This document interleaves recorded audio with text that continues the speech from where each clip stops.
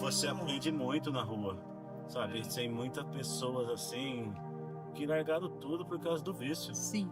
Ou a droga, ou o álcool, né? Então, ou perderam, deixaram.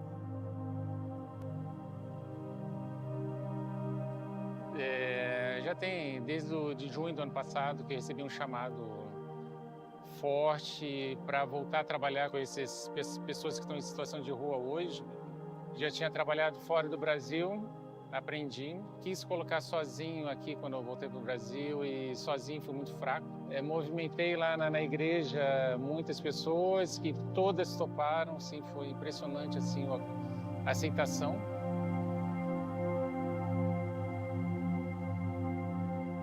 Que nós, como igreja, é isso que a igreja tem que ser, levar a igreja, porque a igreja, ela não pode ser uma igreja fixa. Então nós somos uma igreja que busca, que vai atrás. Para mim, o ser igreja é isso.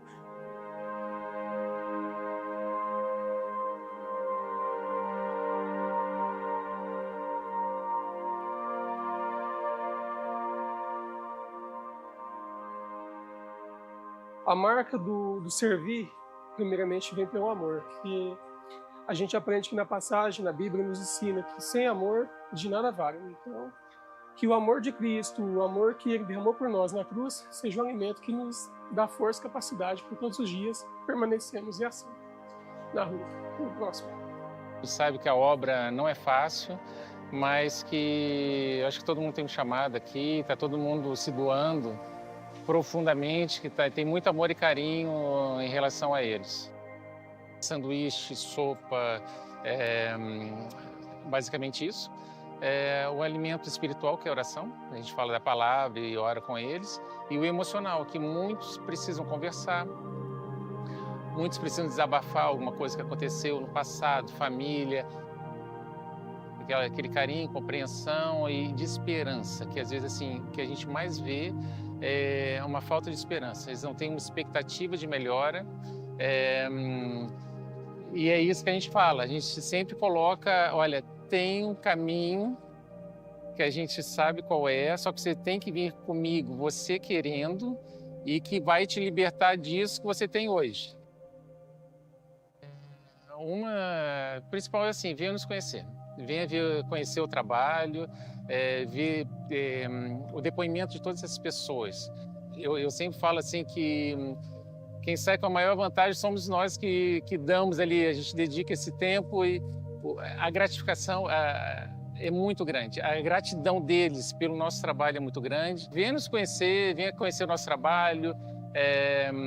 A gente trabalha com bastante segurança, sempre numa área bem central aqui, sempre muito claro. Segurança acima de tudo, mas venha nos conhecer que a gente quer dividir esses ótimos momentos que a gente passa toda terça-feira.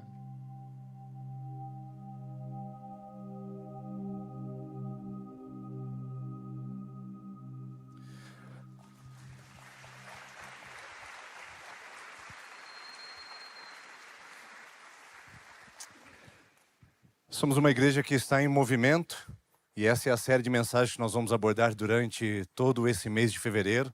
E você vai entender que tipo de movimento que nós estamos fazendo, como esse.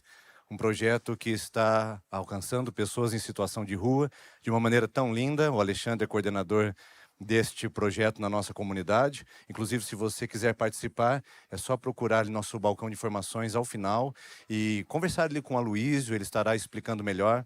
Menores de 18 anos precisam ser acompanhados com os seus pais, mas todos são convidados a participar desse movimento tão lindo, que é só o começo de uma igreja que está em pleno movimento e abrindo seus olhos para os que estão longe, enviando a Grazi para a Albânia, por exemplo, para os que estão perto, os que estão em situação de rua, por exemplo, ou na população carcerária, como logo iniciaremos também um trabalho, e para os que estão pertíssimos, que são aqueles que nós temos convívio e que também precisam desse movimento para conhecer Jesus.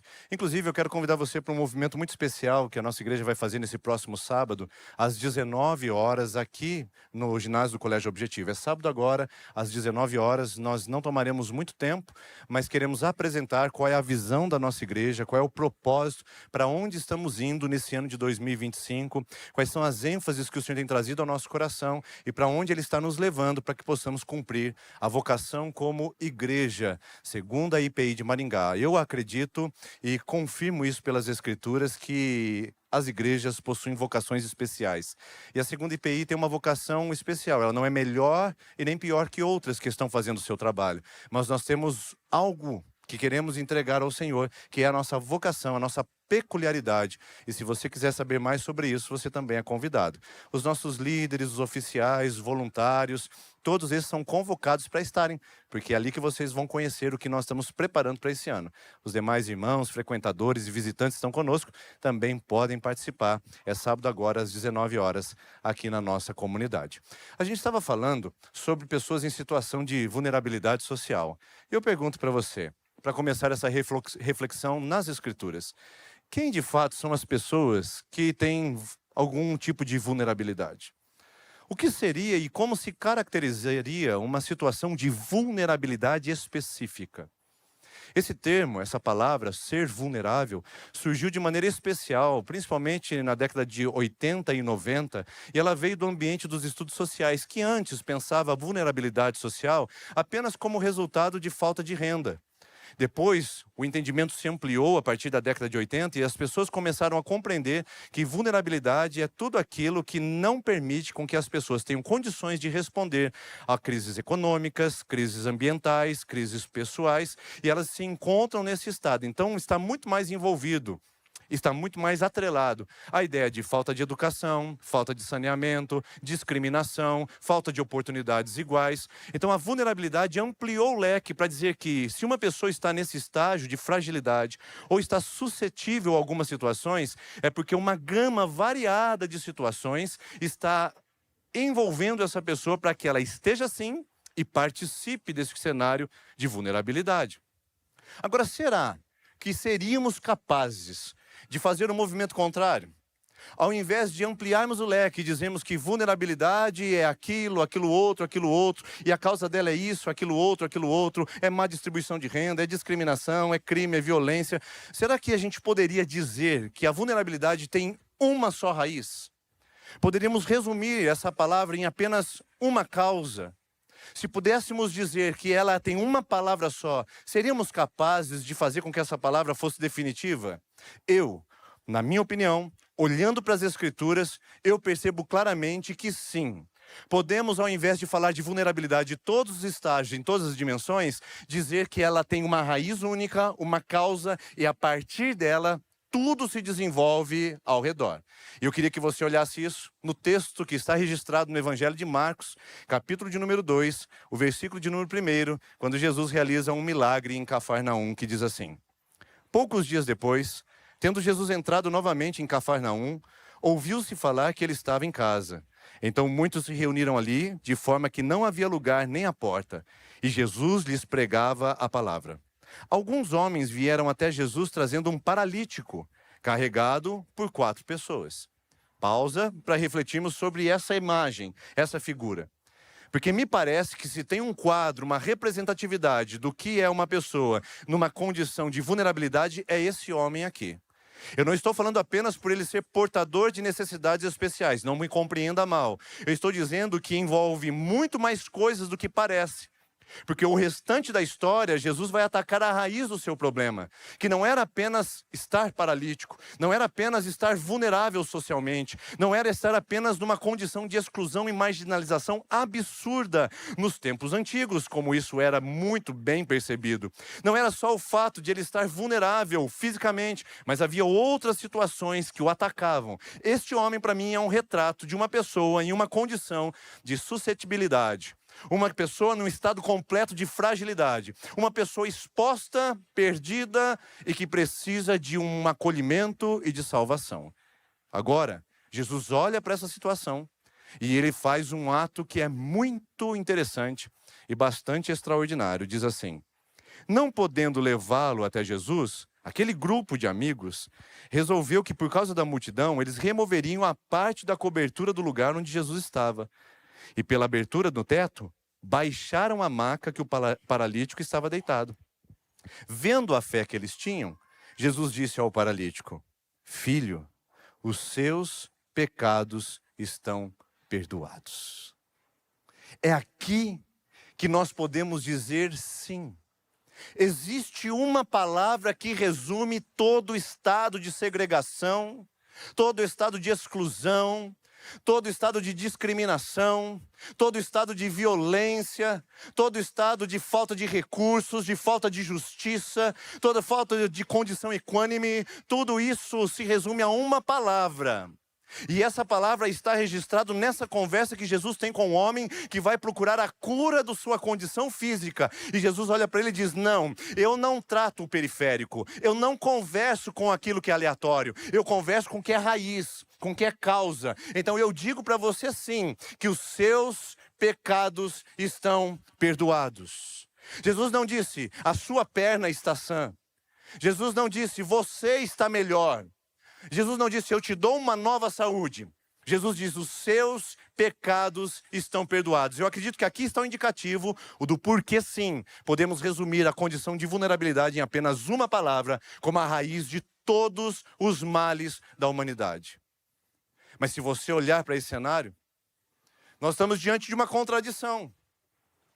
Antes de falar sobre essa palavra poderosíssima dos nossos dias, e que afeta toda a humanidade invariavelmente, não prestigiando sexo, não prestigiando condição social, e nem idade ou faixa etária, essa condição, na verdade, aqui nesse texto, me parece até uma contradição.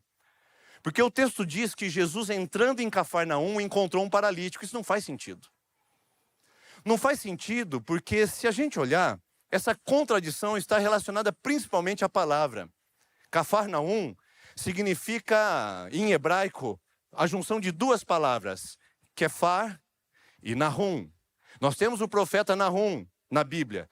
E significa esse nome, Nahum, consolo, conforto. E nós temos o Kefar, que significa aldeia, vila. Então Jesus entra na cidade do consolo, na aldeia do conforto, e encontra uma pessoa em estado de miséria. Porque a miséria, ela não está restrita a lugares de exclusão. A miséria não está em lugares onde não há acesso à educação apenas. A miséria não está apenas em lugares onde as pessoas não têm acesso a uma expressão religiosa. A miséria está em lugares que nós chamamos de lugares de conforto, onde as pessoas estabelecem ali o seu grau de confiança. Elas dizem: eu tenho estabilidade, eu tenho recurso, eu tenho condições, eu tenho conforto. Mas nesse texto nós mostramos que nenhuma condição de conforto pode impedir de uma miséria tocar a humanidade. Porque essa condição miserável de paralisia que toca esse homem, também toca a todos nós. Nós também queremos construir a nossa Cafarnaum. Nós também estamos empolgados e estamos decididos a fazer da nossa região de vida, a fazer do nosso círculo social, a nossa própria Cafarnaum, nosso castelo de conforto, fazer a nossa trincheira de segurança.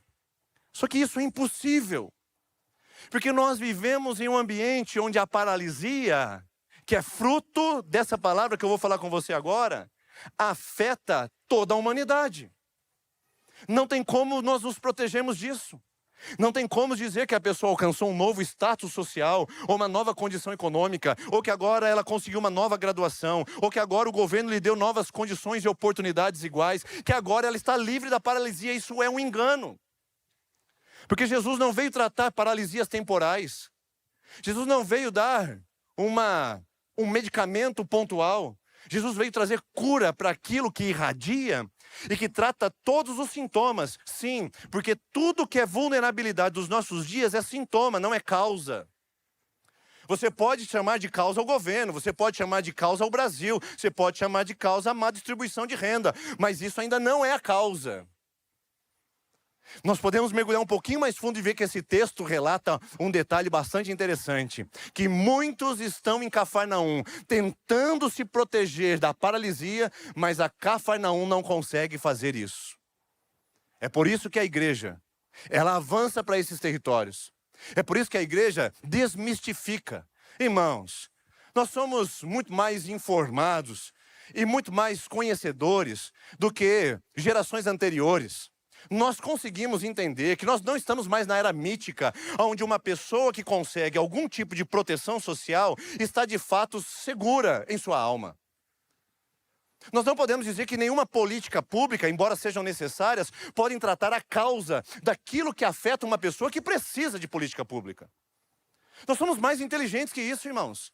Nós não ficamos na superfície maquiando as realidades, mas nós podemos revelar o que é que acontece naquele lugar e por que que as pessoas estão como estão e por que que essa palavra vulnerabilidade social é só o estopor. Ela é só a superfície e a gente pode mergulhar mais fundo e compreender porque existe essa palavra que ultrapassa todos os confortos de Cafarnaum. A melhor cidade para se viver de Israel. Sim, porque Cafarnaum, queridos, eu estive lá. Tem palmeiras, não time, palmeiras de árvore. Tá? Tem areia, tem praia. Um lugar especial para construir resorts, inclusive hoje já tem. Para fazer um parque aquático, inclusive já tem. Cafarnaum, no meio daquele mar de deserto, é um oásis. As pessoas faziam férias para Cafarnaum. As pessoas mudavam para Cafarnaum. Cafarnaum saiu no site informativo que ela era a melhor cidade de Israel para se viver. O estado de bem-estar social se estabelecia em Cafarnaum há 2000 anos atrás. Era a Dinamarca e a Finlândia do mundo antigo. Cafarnaum, lugar do desejo. Para lá as pessoas iam para, de alguma maneira, ter alívio para o seu sofrimento, alívio para as suas dores, encontrar um lugar de refrigério. Mas Cafarnaum não consegue lidar com a paralisia que toca a alma humana. Sim, tem paralíticos em Cafarnaum. Alguns de nós ainda estamos lá. Outros precisam ser buscados. Mas a verdade é que nós não podemos dizer que Cafarnaum conforta as pessoas. Embora o consumo diz para você, se você comprar, você tem conforto. Se você morar, você tem conforto. Se você adquirir aquela casa, você tem conforto. Nós sabemos, e somos inteligentes o suficiente para entender isso, que nenhum conforto terreno consegue confortar aquilo que tem na nossa alma com a presença de Jesus, porque não se trata de superfície, se trata de raiz. Tá, pastor, chega de mistério. Que raiz é essa que toca a nossa vida e que estraga todo o demais? Que a partir dela irradia desigualdade, injustiça, exclusão, discriminação, preconceito, violência, criminalidade. Que palavra é essa? Que a partir disso ramifica e a árvore fica mais frondosa e todo mundo diz vulnerabilidade social. Na verdade, é o pecado, que é a raiz de toda a vulnerabilidade. É nele que tudo acontece. O pecado se estabelece em todas as dimensões humanas e alcança todas as condições de vida. Quando Jesus olha para aquele paralítico, ele não diz, você não teve acesso à educação. Você não teve condições de bem-estar social. Você não foi atendido pelas políticas públicas. Você não teve condições e oportunidades iguais aos demais. Jesus não fala sobre isso. Jesus fala, homem, os seus pecados estão perdoados. Saiba que tudo aquilo que você enfrenta, todo o seu sofrimento, todas as dores, todas as atrofias do físico e da alma, e são resultados imediatos do pecado. Então, homem, seja livre do pecado, para que você possa morar em Cafarnaum sem paralisia. Eu acho que você está entendendo o que significa essa palavra. Porque o pecado afeta todas as dimensões da vida humana. E por isso que nós não pregamos só a alma. Nós não somos uma igreja que quer apenas povoar o céu com almas, porque para nós as pessoas não são almas penadas, são almas que têm um corpo, que choram, que sofrem, que se lamentam, que perdem, que se alegram, que celebram, que têm vitórias. Mas nós precisamos entender que o pecado ultrapassa e vai irradiar e contaminar cada aspecto da dimensão humana, o aspecto físico. Perceba esse homem rastejando pelo chão. Imagine a condição física deplorável. Sim, o pecado também nos atinge fisicamente. Infelizmente, em virtude do lucro, algumas pessoas despejam substâncias químicas e agrotóxicas na nossa alimentação e muitos de nós vamos precisar passar por tratamentos delicados e sensíveis, sendo levados até doenças terminais, não porque nós somos os prestigiados do mundo ou desprestigiados, mas porque a gente está depois de Gênesis 3. Gênesis 3 afetou toda a criação, queridos. Gênesis 1 é tudo perfeito, tudo feito por Deus, tudo impensado por Deus, mas Gênesis 3 é a queda, é o pecado entrando, bagunçando tudo, tirando as ordens das coisas. Crianças desamparadas pelas suas famílias, vítimas de maus tratos por padrasto dentro da sua casa, é fruto do pecado. Não é fruto só da desconfiguração familiar, não é fruto só da falta de informação, pelo amor de Deus. É pecado que está lá dentro daquela casa. É a desestruturação que veio e atacou aquela família. Afeta fisicamente aquela criança que foi abusada fisicamente, sexualmente. É o pecado, queridos. Não é aquela pessoa que é um louco, que simplesmente é um insano. É o pecado. Tocando fisicamente crianças inocentes, tornando os nossos filhos vítimas de memórias que vão machucá-los o resto da sua vida. É o pecado que afeta a vida humana fisicamente. Aquele homem é um retrato de quem rasteja pelo chão e que é vítima também dessa realidade, assim como todos nós. Uma das missões que essa igreja apoia financeiramente, através dos seus recursos que são ofertados, é a missão Atini. Ela lida com problemas de ordem física, claro que são espirituais também, mas ela é especialista e voltada para recuperar crianças que foram enterradas vivas em cerimônias indígenas em algumas tribos do nosso país. Para algumas tribos, uma criança que nasce com algum tipo de má formação, ela é colocada viva debaixo do solo para morrer, porque ela nem tem condições de sobreviver depois que ela for adulta. Então os pais decidem por isso, num ritual, para afastar os maus espíritos da aldeia, eles enterram seus filhos com má formações vivos. A missão Atini tem vários testemunhos e um dia eles estarão aqui para contar isso para nós, de crianças que foram tiradas com 1, 2, 3 horas de soterramento e até de 8 horas. Tem um jovem que está lá, que passou por isso. O pecado toca fisicamente. E o que a igreja faz? Ela vai trazer o toque da cura no físico. A igreja está lá nessas aldeias, recolhendo essas crianças, levando para um lugar de cuidado e de amor. A igreja está consolando essas crianças vítimas de abuso, cuidando das suas memórias, tratando com terapia, oportunizando a melhor qualidade de vida para elas.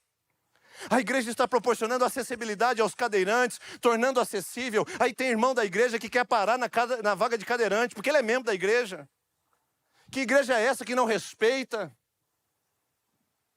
Que povo de Deus que é esse que não toca fisicamente? Talvez essas pessoas não levantem da sua cadeira e andem por um milagre extraordinário e sobrenatural, mas nós podemos fazê-las andar melhor, circular no nosso ambiente, sentar num lugar digno, ter acessibilidade para ouvir a palavra de Deus, assim como os nossos irmãos em Libras. Uma igreja que toca o físico naqueles que são portadores de necessidades especiais, que por causa de estarem depois de Gênesis 3, também sofrem os impactos no seu físico. E por isso a igreja está ali para aliviar os danos, os machucados, a segregação, e trazê-los e colocá-los aqui nessa cadeira, e colocá-los para ouvir a palavra de Deus do jeito que eles entendem. Assim também como as crianças autistas, ou outros demais que também são acolhidos, são abraçados, são entendidos, são compreendidos. A igreja toca o físico, porque o físico também foi tocado pelo pecado. Mas não somente isso, a dimensão social. Aquele homem era vítima de uma exclusão que você não tem ideia. Ele não podia entrar no templo, porque diz a tradição judaica de que nenhuma pessoa que tivesse deficiência pudesse entrar no templo. Ele não podia participar de celebrações religiosas, nem ir na sinagoga. Ele era uma pessoa à parte de toda a convivência do mundo. O texto diz que os amigos levaram ele até Jesus. Onde está o pai? Onde está a mãe desse cara? Onde estão os irmãos, tios? Os amigos, desamparado, à margem, mendigando para sobreviver. Porque socialmente o pecado também nos afeta. O pecado também explora.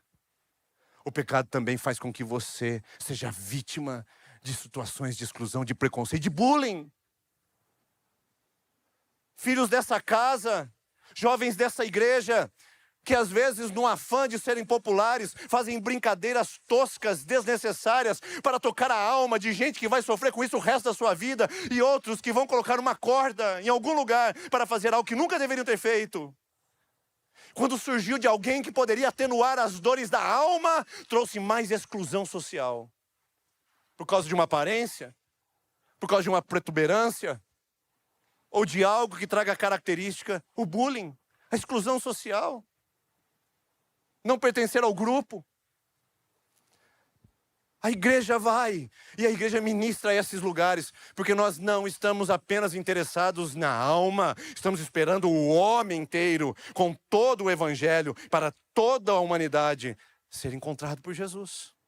Agora preste atenção, eu estive no oeste da África, e tive a oportunidade de conhecer a cultura dos talibês. Os talibês são crianças de 5 a 15 anos que são entregues às daras, às escolas de formação no árabe e no Corão. O Corão, o livro sagrado do Islã. Lá eles são entregues aos marabus, que são como se fossem os professores. Mas não é uma escola normal. Eles passam 8 horas do dia mendigando pelas ruas do oeste africano. De 2 países em especial.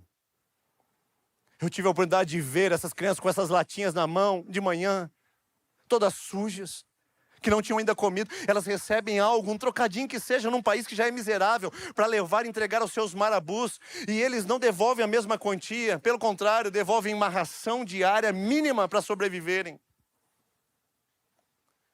Devolvem com violência sexual e violência corporal. Se não aprendem a recitação de decor do Corão, eles levam chicotadas e muitos até mesmo são levados quase que semi-mortos a estruturas de atendimento médico. O que está acontecendo lá? Tem um casal de missionários que eu conheci, que eles vão e pegam essas crianças, muitas delas que foram raptadas em outro lugar, outras que foram abandonadas pelos pais, para fazerem movimentar a máquina dos marabus. Eles estão ali. E os missionários vão lá, pegam essas crianças, trazem dignidade, carinho, atenção.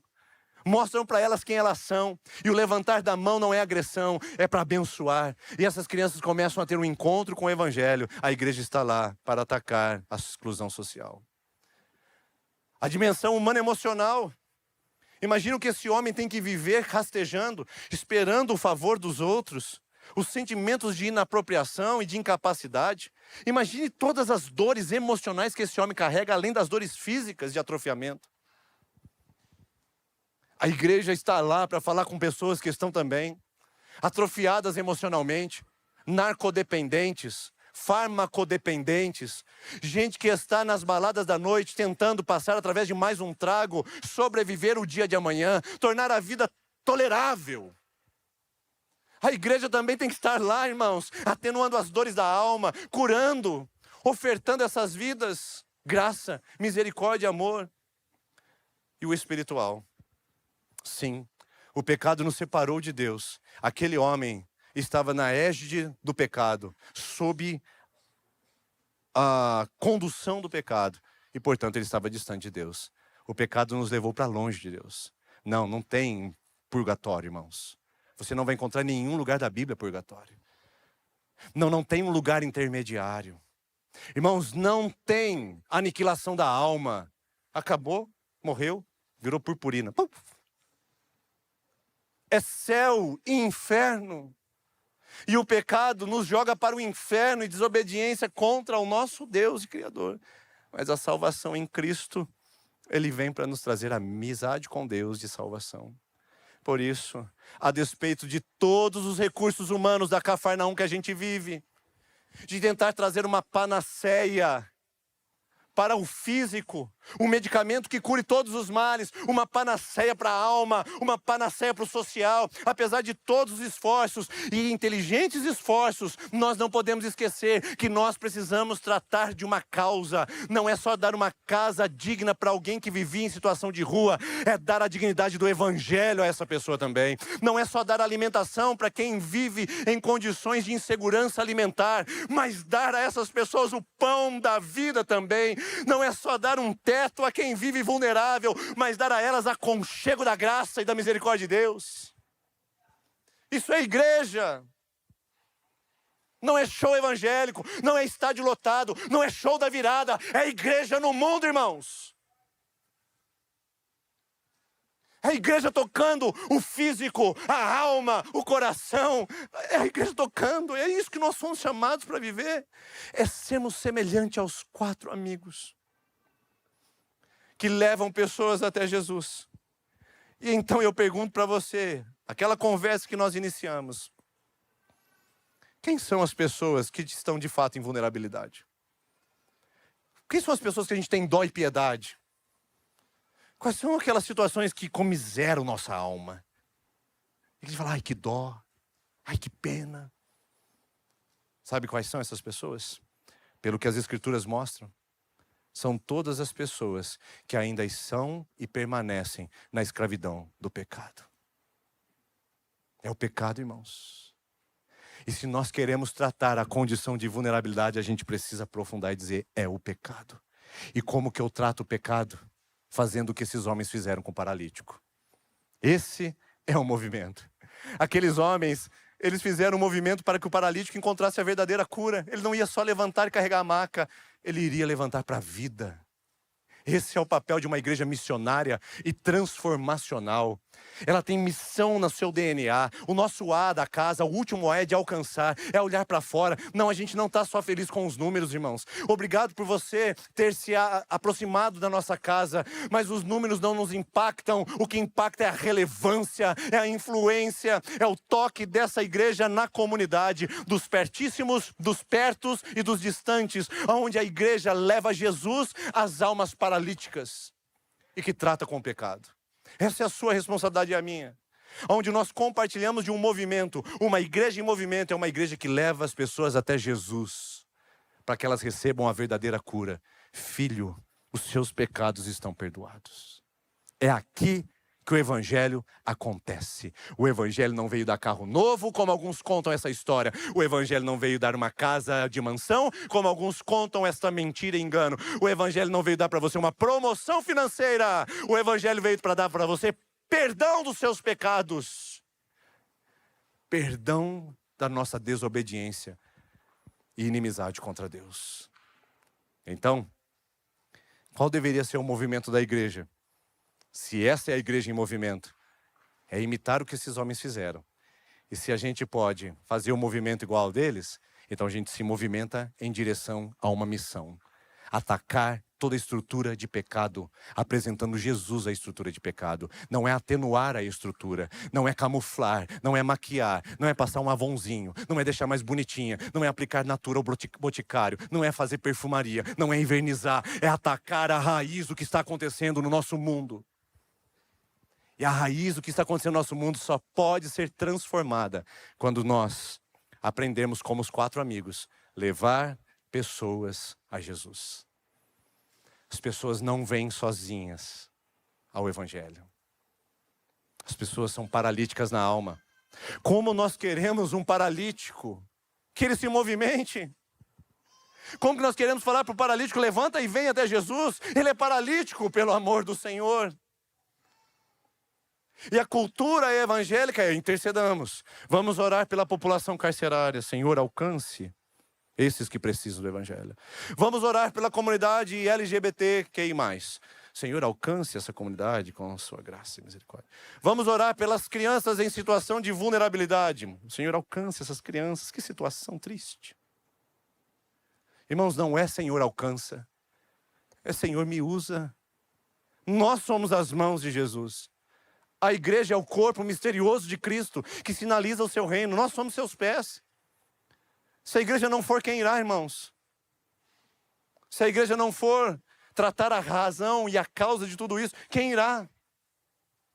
Por isso, levar pessoas a Jesus é entender que aqueles são paralíticos e eles não conseguem se levantar sozinhos. Nós que vamos buscá-los.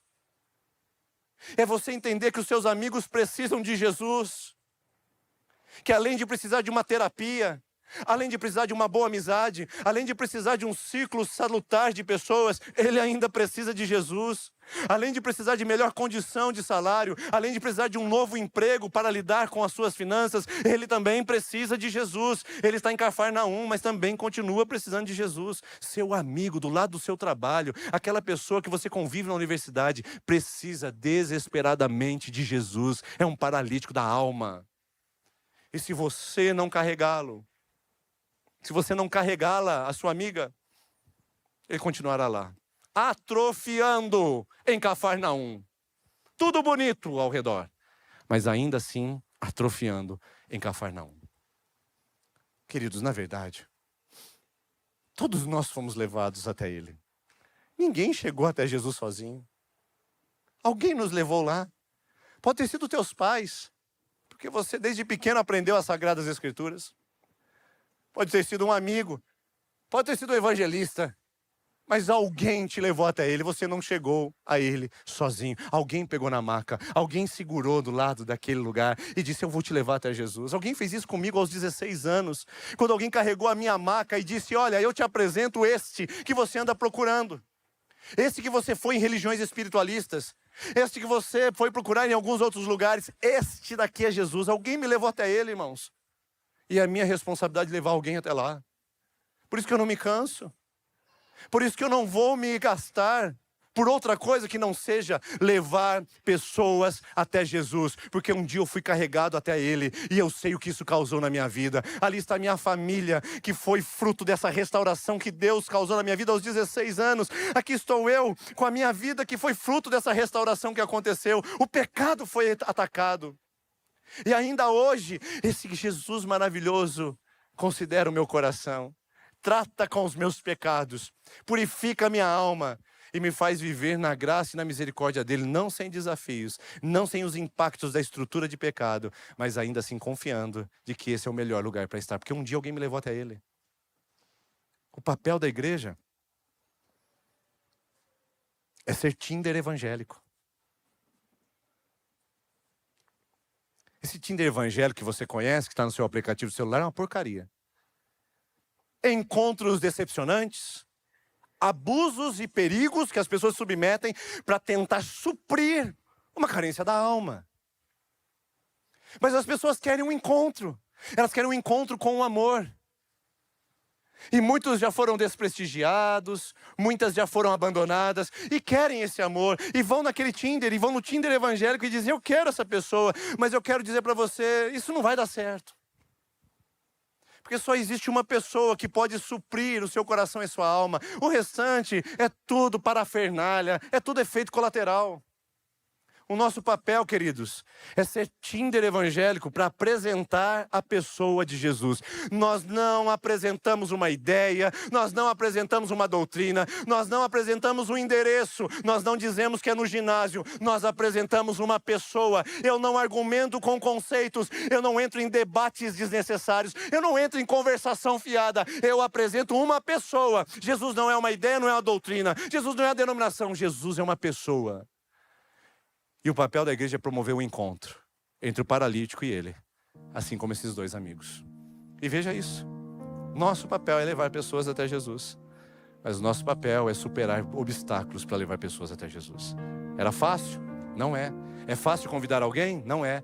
É fácil investir em missões para um lugar onde você nem sabe onde é? Não é. É fácil tirar dos seus recursos financeiros e dizer, eu quero investir nesse propósito? Não é.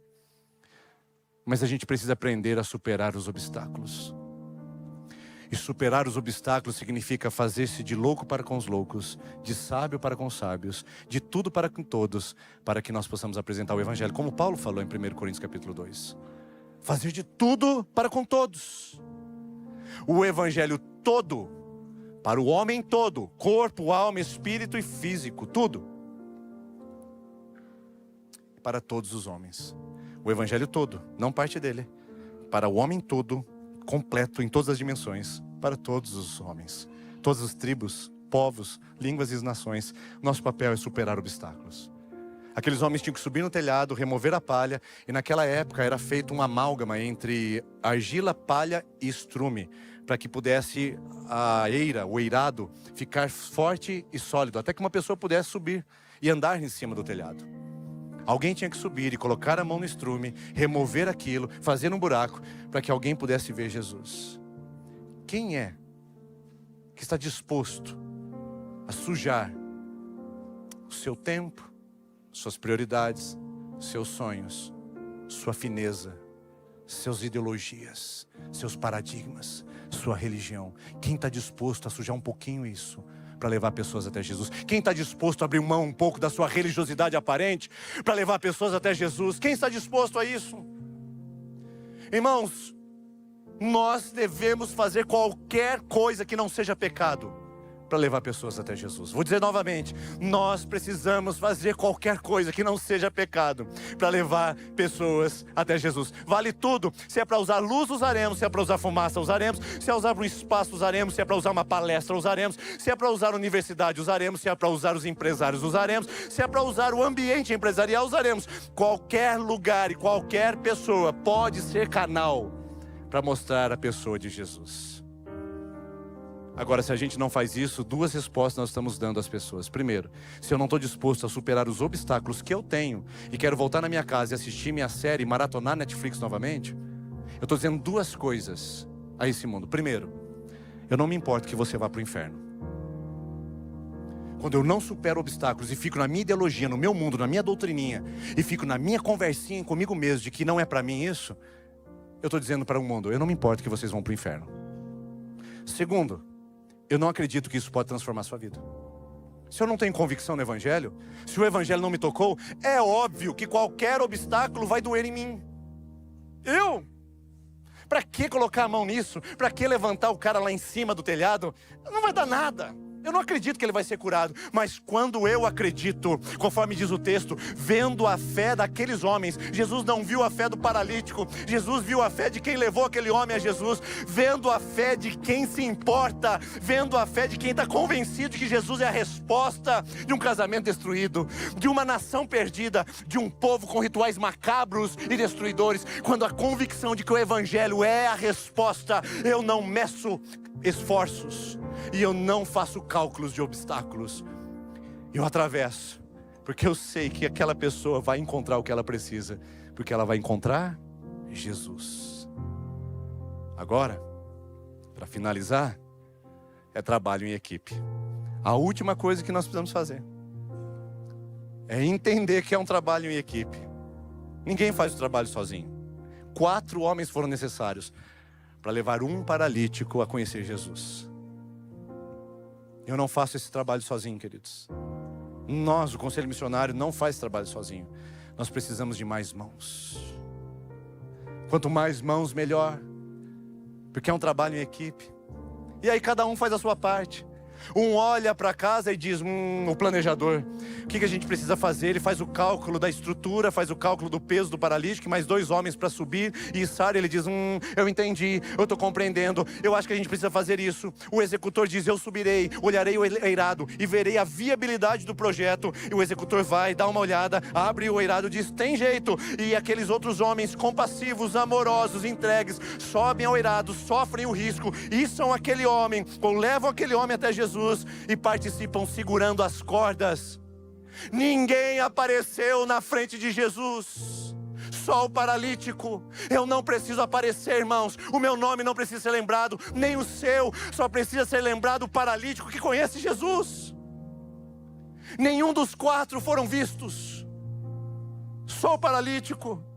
Talvez as pessoas não saibam que você alcançou a Ásia. As pessoas não saibam que você alcançou a Oceania, a África. Talvez as pessoas não saibam que você alcançou as ruas de Maringá, nem o setor empresarial de Maringá. Talvez as pessoas não saibam que você alcançou as crianças em vulnerabilidade dessa cidade. Talvez as pessoas não saibam e nem precisam, porque o seu papel é levar pessoas até Jesus.